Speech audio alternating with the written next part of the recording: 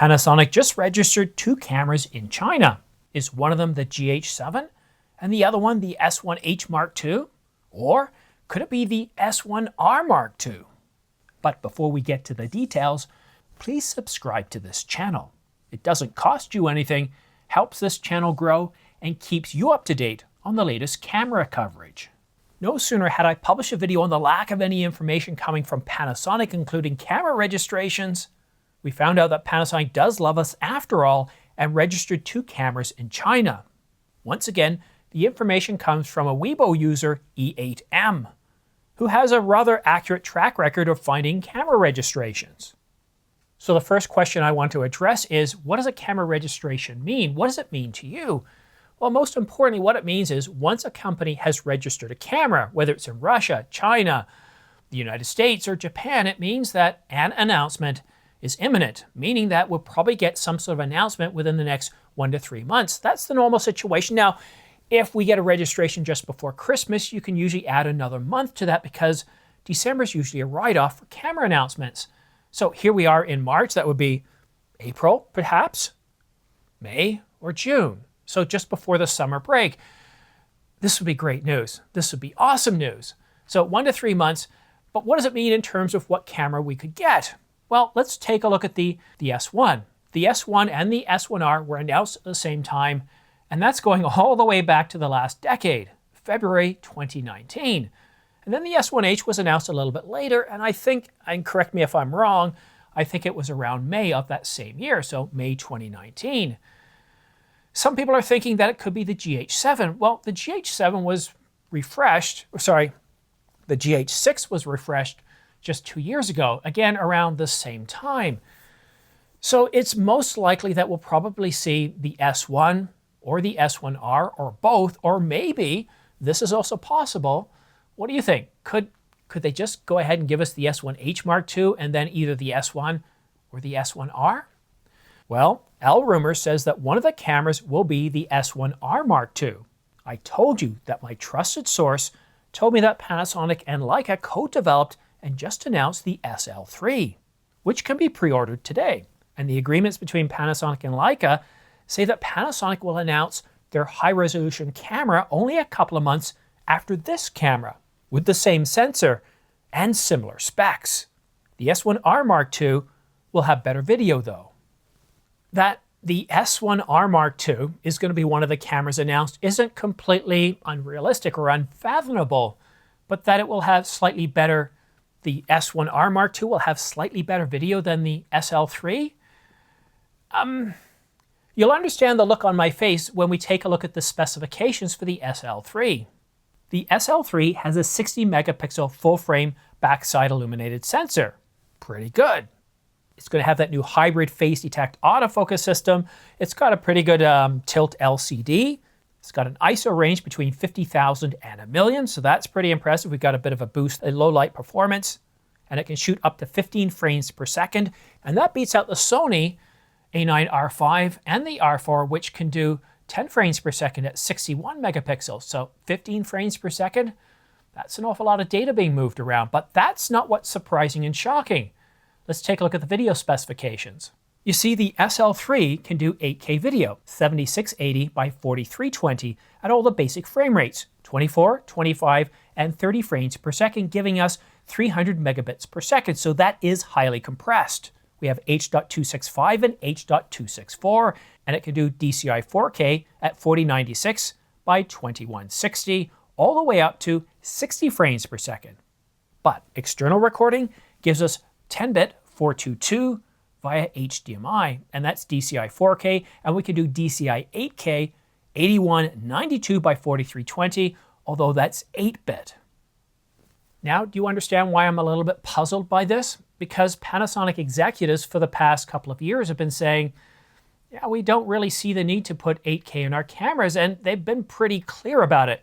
There's no need, there's no demand. We're not going to be worrying about 8K in our cameras, as you can see from this posting. 8K video, DCI 8K, not your UHD, which there's nothing wrong with UHD. I shoot with UHD all the time. This video is coming to you in 4K UHD. But to have 8K DCI and 4K DCI, That is pretty impressive. And if it can do 8K DCI, 24, 25, and 30 frames per second, uncropped, that's pretty impressive. Now it is heavily compressed. So I'll give you an example. They're saying around 300 megabits per second. And that might sound impressive, but the Canon EOS R5, which came out in 2020, which I'm shooting with right now, when shooting 8K RAW at 24, 25, and 30 frames per second, it does 325, megabytes per second. So it's a lot more data. And that translates to somewhere around, if I'm not correct, 2,400 megabits per second. So you're getting a lot more detail there. But still, the thing I want to kind of focus on is that this is the S1R we're talking about. This is the photocentric version of all three of the cameras. This isn't the camera that I would expect to see 8K video. And that's why I'm a little bit puzzled by this. It's great that we have the camera registrations, but I'm tending to think that everything else is conjecture. If what L-Mount Rumors is saying is correct here, well then Panasonic has completely backtracked on we don't need 8K video. And they've given it to us in the most photocentric camera of them all. And that the S1R Mark II is going to have better video capabilities than the SL3 that has all these specifications. Yeah, sounds a little bit strange, doesn't it? Now, the S1H Mark II, when that comes out, when it's announced, I would expect it to have much better video. I really would expect it to be able to do 8K and be able to do it without overheating. And the S1 Mark II, well, I would probably expect it to be able to do 8K as well, 24, 25, and 30 frames per second, and then leave it up to the S1H Mark II to be able to go 50, 60, or even higher if it wants to try and tackle the Red V Raptor. But 8K video? So let's go back to what sort of cameras we can expect to have announced. So based on how long it's been since we got a refresh of the S1 and the S1R, and we haven't, those two cameras could be a refresh of both of those, the S1 Mark II and the S1R Mark II. Those are the two cameras that I think are most probable. But Panasonic could do something else. They could give us the S1, give the S1R a skip, and go right to the S1H Mark II. So having a photo and stills capable camera, because if they're going to give 8K to the S1R, does it really make sense to have an S1H? How is it going to differ? It's going to have problems fitting into the lineup, especially when we look at the Canon R5, soon to be replaced with the R5 Mark II, the Nikon Z8, the Nikon Z9, the Alpha 1. It's going to be a strange marketplace to fit that camera in.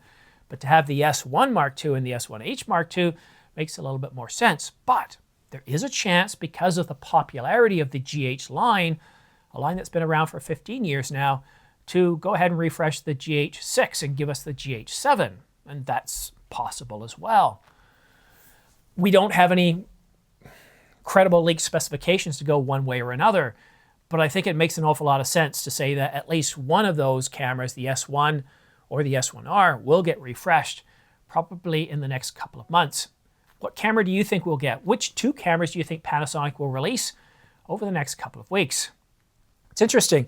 You know, I've been doing this for a very long time, and I checked Weibo, I checked a few other sites, and when I went to publish the previous video, nothing had come out. As soon as I published it, I was impressed. I was like, here we go, here's some information. And the second comment on that video was, hey, we've already got two camera registrations. So I quickly recorded this during my lunch break and then edited on my break to be able to bring this to you to at least give us some really good news. So we don't know the specifications, we don't know the cameras, but we can guarantee you that at least one of those cameras is going to be an S1, whether it's the S1, the S1R, or the S1H Mark II.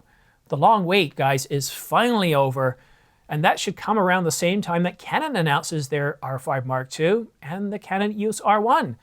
So it looks like the spring of 2024, after getting off to a rather slow start, is starting to pick up.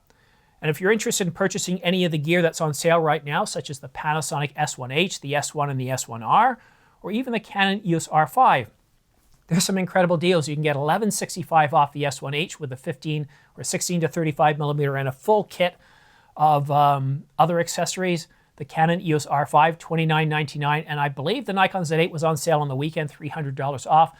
So go ahead and use my affiliate links, these guys right here. I do have them in the description down below, and you'll be amazed at what you'll find on sale. And even if you click on these links and you go off onto another product, if it's in the same session, I will still get credit for that. And I do want to disclose information here that if you do click on any of these links and purchase something, I do get anywhere from 2 to 12% back, which goes right back into supporting this channel and helping it grow. And a big thanks to you and everybody that has used my affiliate links in the past to purchase things, that bought things on this weekend. Thank you so much. It really does help this channel grow, and it's going to get me to a point where someday, maybe within a couple of years, I'll be able to retire from my day job to focus on delivering camera news and forecasting for you. But that's it for now. Thank you so much for watching. Don't forget to subscribe and choose all notifications, and follow me on X. But that's it for now. See you again soon. Hopefully, not too long from now. This is 2 videos today already. Cheers. We'll see you again soon.